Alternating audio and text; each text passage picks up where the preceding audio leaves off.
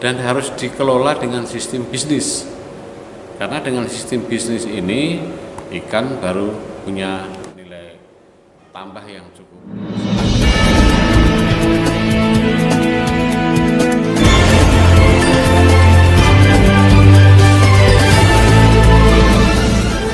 Pemirsa yang budiman di mana saja Anda berada, terima kasih telah berkunjung ke channel News Daring, jangan lupa like, subscribe, komentar, dan share.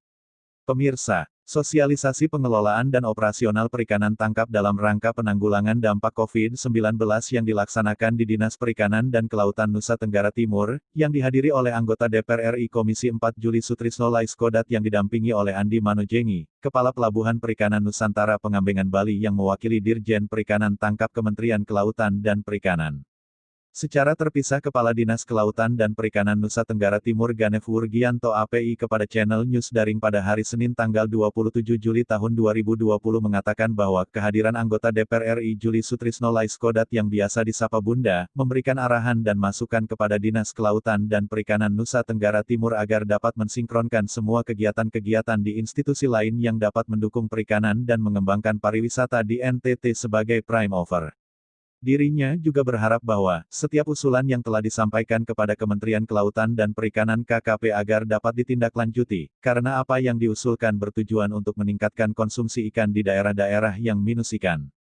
Selengkapnya ikuti wawancara, Sem.Jr. Pandi, bersama Kepala Dinas Kelautan dan Perikanan Nusa Tenggara Timur. Ini tadi banyak sekali yang kita bahas dan banyak sekali kita berikan masukan ke Bunda Juli Laiskodat, sebagai anggota Komisi 4 DPR RI, dan di situ juga kita banyak dikasih arahan untuk bekerja secara kolektif, kolegial, dan komprehensif.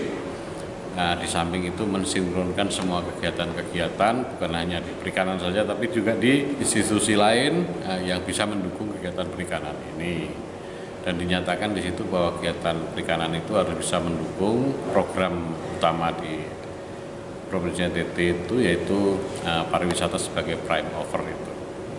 Dan juga kita sinergikan juga dengan kegiatan-kegiatan di KKP Pusat, Kementerian Kelautan dan Perikanan Pusat. Kebetulan ada dari perwakilan dari KKP, yaitu Kepala Pelabuhan Nusantara Pengambengan, Pak Andi. Jadi apa yang sudah kita rencanakan ini dan apa yang sudah kita usulkan ke pusat itu mudah-mudahan segera bisa direspon dan ditindaklanjuti. Usulan kita salah satunya adalah pembangunan cold storage di 5 lokasi, yaitu di Sumba Timur, di Manggarai Barat, terus di Riung ada sana, terus di Alor, sama di Atapupu dan di Sabu. Nah, ini mudah-mudahan mungkin secara bertahap, tapi yang jelas itu sangat kita butuhkan untuk supaya angka konsumsi ikan kita jadi meningkat, dan di satu wilayah atau di satu kabupaten itu di situ bisa menampung ikan-ikan yang dari daerah yang surplus ikan dibawa ke yang minus ikan supaya dikonsumsi oleh masyarakat atau didistribusikan secara baik di situ. Terus yang berikutnya kita juga membahas tadi rumput laut. Jadi rumput laut ini sudah kita kemas atau kita upayakan dengan sistem bisnis. Jadi kita bukan hanya berpikir masalah produksi saja, tapi kita juga sampai di pasar, bahkan kita sudah melakukan ekspor rumput laut itu. Nah, ini berkat kerjasama kita dengan berbagai institusi dan berkat kerjasama kita dengan pelaku-pelaku usaha, baik di tingkat pembudidaya maupun eksportir. Nah, itu juga tujuan kita salah satunya adalah untuk stabilisasi harga. Kalau harga atau rumput laut itu dijual atau dipasarkan secara ekspor, itu diharapkan harga itu akan stabil di tingkat masyarakat. Ya, yang ingin menanam modal di NTT ini berapa banyak? Ya, kalau ya untuk menanam modal memang sudah ada, jadi bukan kita mau menggiring lagi orang. Kalau bisa kita menggiring ke klaster lain. Klaster lain itu klaster Flores itu, yaitu klaster Manggarai Barat atau klaster Flores bagian barat dan klaster Flores bagian timur. Nah, itu dua klaster ini yang harus lebih dikembangkan lagi sampai dengan Alor. Nah, sedangkan yang sudah ada itu 3 pabrik rumput laut, yaitu di Sumba Timur, di Saburai Jua, sama di Kabupaten Kupang.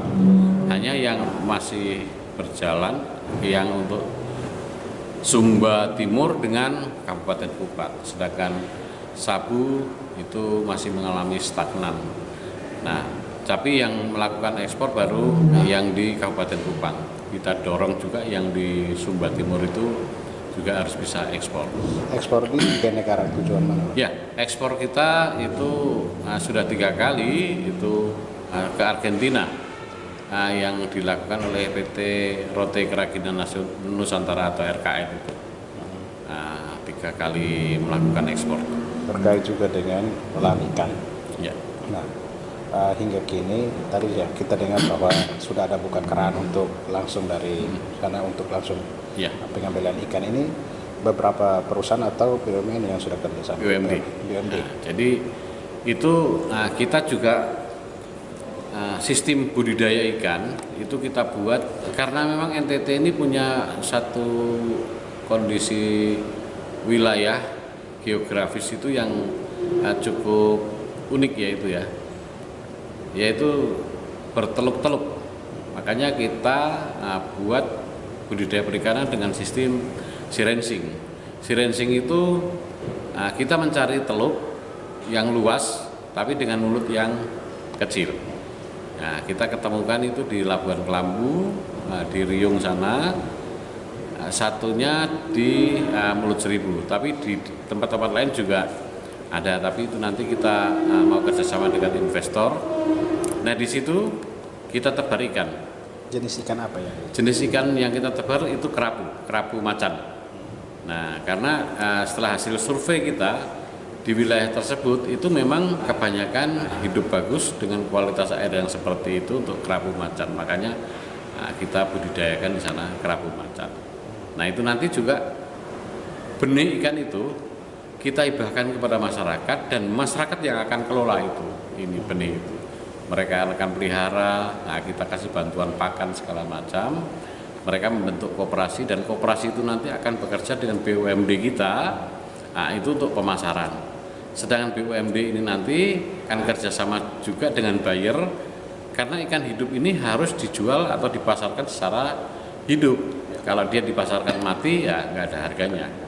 Nah, ini yang kita harapkan masing-masing itu ada keuntungannya. Di masyarakat nanti harga jual ikannya itu sekitar 35 sampai 50 ribu. Terus nanti PT Flopamor sebagai BUMD yang ngambil ikan itu dan mereka menjual ke luar. Nah, menjual keluar ini sudah pakai sistem bisnis.